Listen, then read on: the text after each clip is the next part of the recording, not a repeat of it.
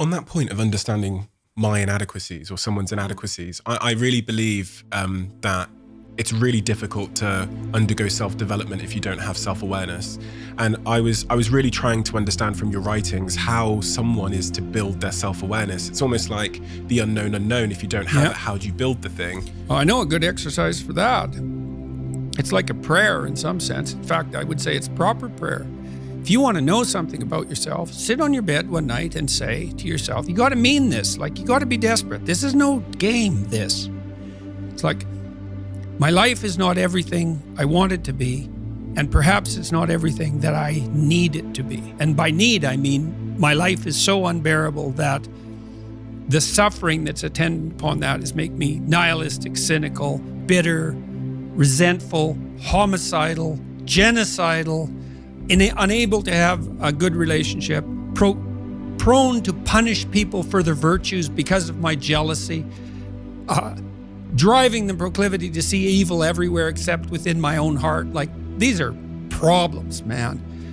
And you ask yourself, you sit on the bed and say, okay, man, I'm ready to learn something. Like, what's one thing I'm doing wrong that I know I'm doing wrong, that I could fix, that I would fix?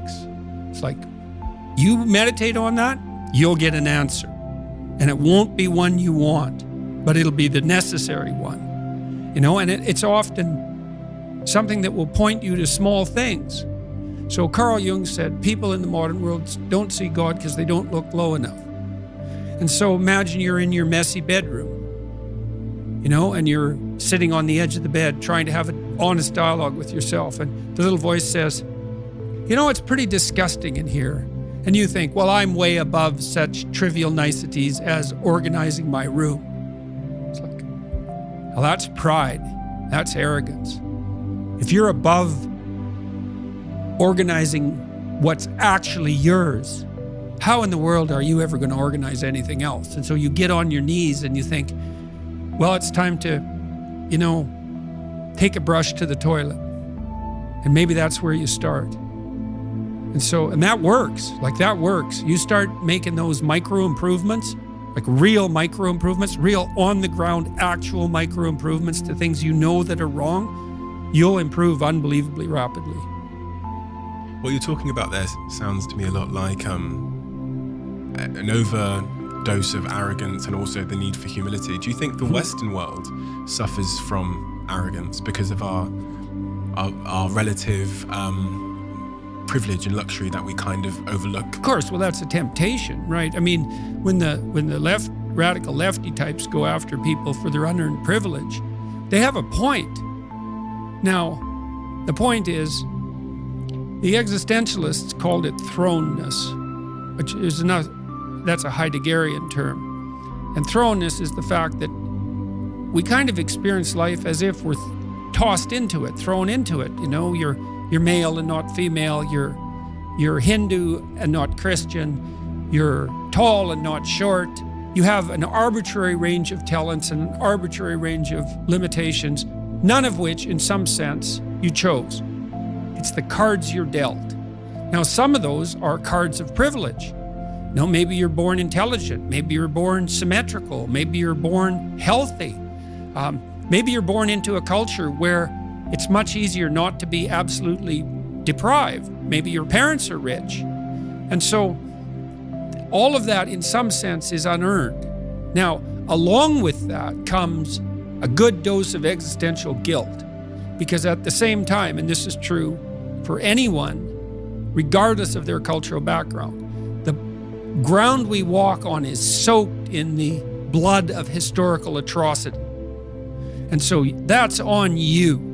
Because, you know, people think, well, who's the Nazi? Well, it's the fascist, or who's the radical communist? It's the radical left-wing ideologue. And the fundamental truth of the matter is that's best dealt with as a spiritual matter, is the adversary is within, really, most profoundly.